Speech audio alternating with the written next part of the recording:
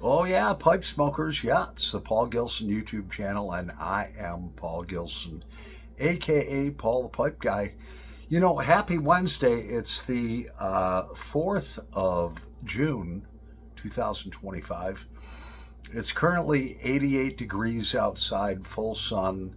It's 82 degrees in my house, which I love. I love it warm. Yeah, so let's have a smoke together. So grab your favorite pipe, grab your favorite blend, and grab your favorite beverage, and let's start something on fire together. Yeah. Oh yeah. So tonight I was looking at different blends I wanted to smoke, and I was like, there's one I haven't smoked in a while, and it's Sutliff Heavy English. And basically, what Sutliff Heavy English is, it has um, a couple different kinds of Orientals in it. It has Smyrna, which is grown in Turkey. It's Turkish. So Orientals can be called Orientals or Turkish. So it's got Smyrna in it, and at least one other type of Oriental. It's got Lemon Virginia, which I guess is a flue-cured Virginia tobacco that is heated by warm air on it and cures it. And then, of course, my favorite, Latakia. So we have a Jean Claude pipe, 9 millimeter, made in Italy. These are it's 9 millimeter, yep. And they're extremely quality pipes at a very affordable price. Let's start it on fire. Yeah. Oh, yeah. Sutliff Heavy English. You can't get it anymore.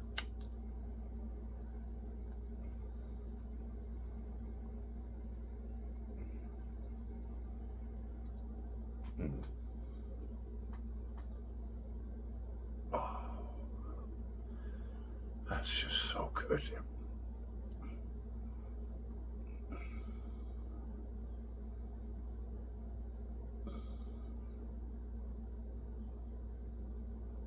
Hear that?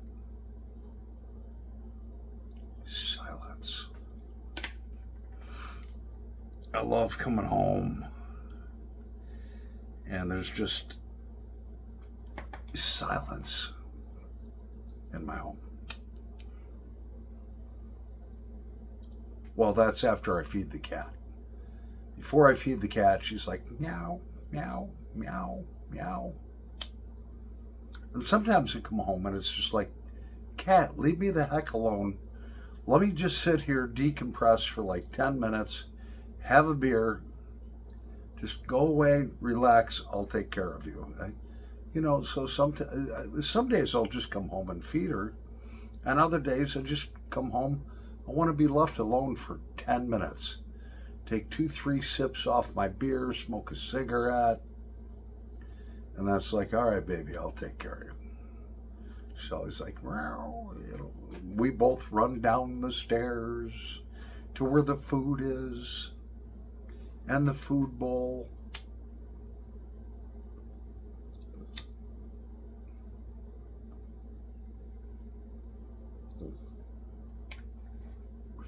Oh, yeah. That's a good smoke.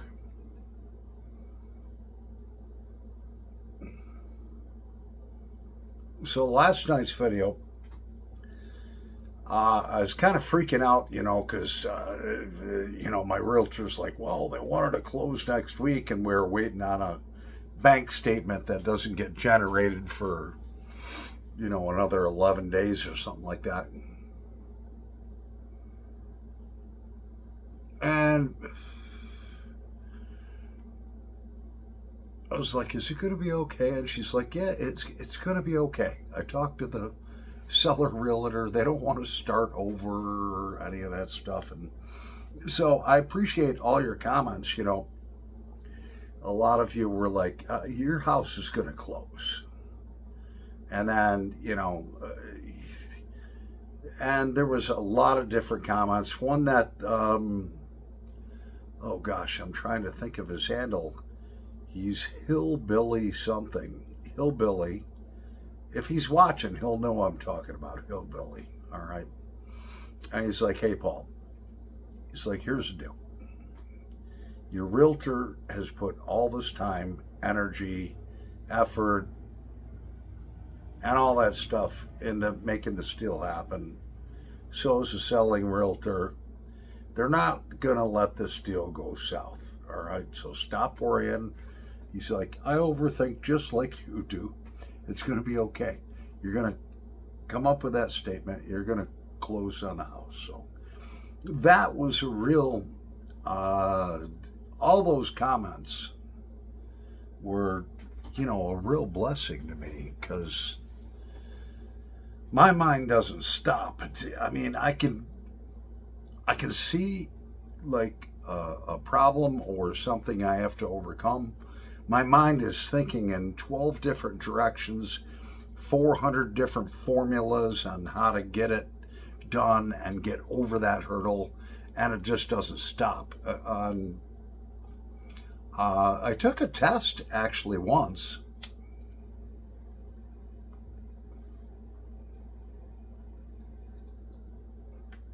The car dealership I worked for had us all take these psych tests. He wanted to see which of his managers were good in what positions or whatever. And I took my psych test, answered all the questions, honestly. And he's like, hey, he says, you came out the best. I was like, what do you mean? He says, well, when you're under fire or under extreme stress, or you're under pressure, you perform at your maximum. I was like, yeah. And, it's right. When I'm under fire or I'm faced with something, I just, like I said, there's 14 different formulas in my head going on, all the math, all the stuff, blah, blah, blah, blah, blah. All these different scenarios. What do I do if this happens or that happens or this happens? Blah, blah, blah. How am I going to react? And those are the kind of people that you want on the front lines in battle, because they've already thought every possible scenario through on, okay, what if we're attacked from the left side by 50 people and there's only 5 of us? What do we do? What do we do if we're attacked by the right side? Blah, blah, blah. I'll give you an example. So when this whole COVID thing started up throughout this country, which it was all bullshit, it was created by the government, okay? I said to my landlord, who, he's a gun owner, and I said, hey man, what are we going to do if all the people from the city show up out here and start attacking people in the country where we live and robbing them? And he's like, well, we'll just get our guns. I says, no, we have to have a game plan. All right. It's like, what do you mean, man? I says, I'll start shooting from the front door.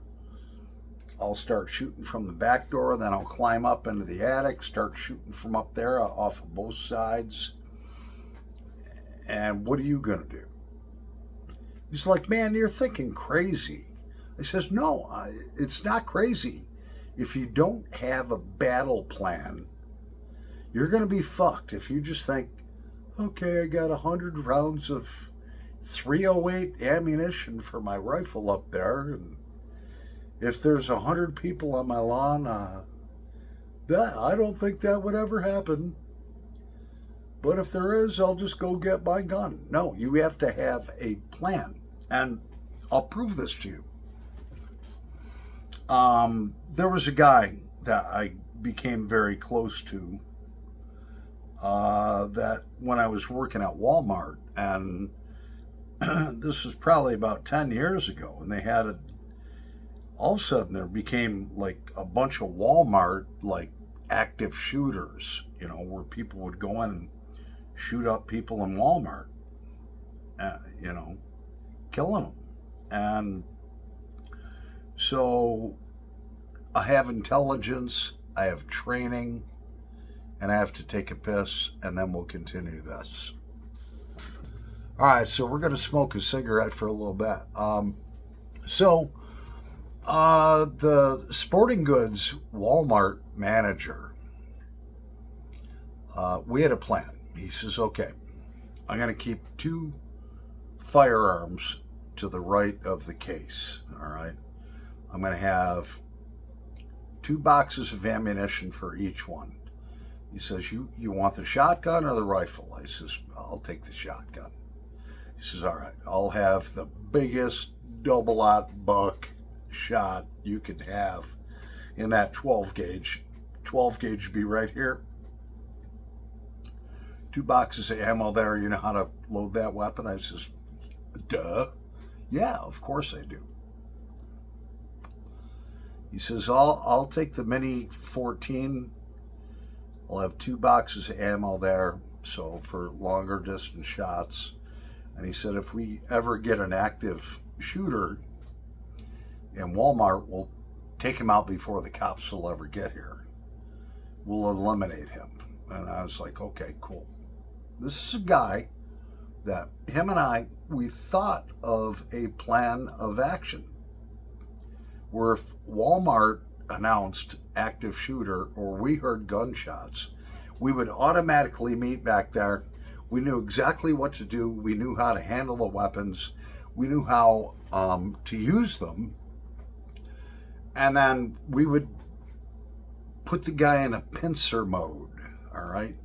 So if we hear shots over here, he's going to go this way, I'm going to go that way, and we're going to take the guy out before he kills, a bunch of people. He might get 1 or 2 or whatever, but I can run pretty fast, all right?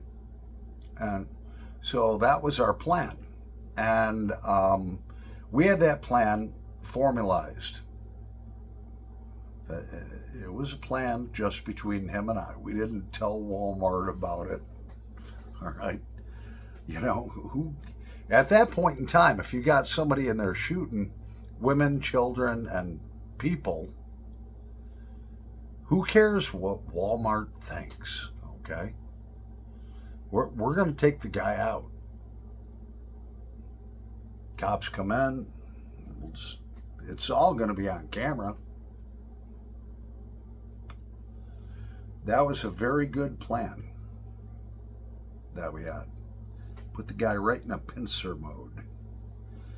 If you don't know, military strategies and stuff, a pincer mode is where the guy's here and he's shooting, he's firing at everybody.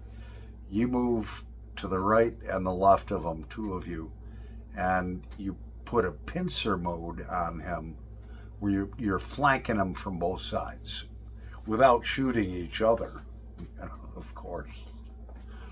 So, yeah, so that was our plan. We never told anybody about it. Thank God that never happened.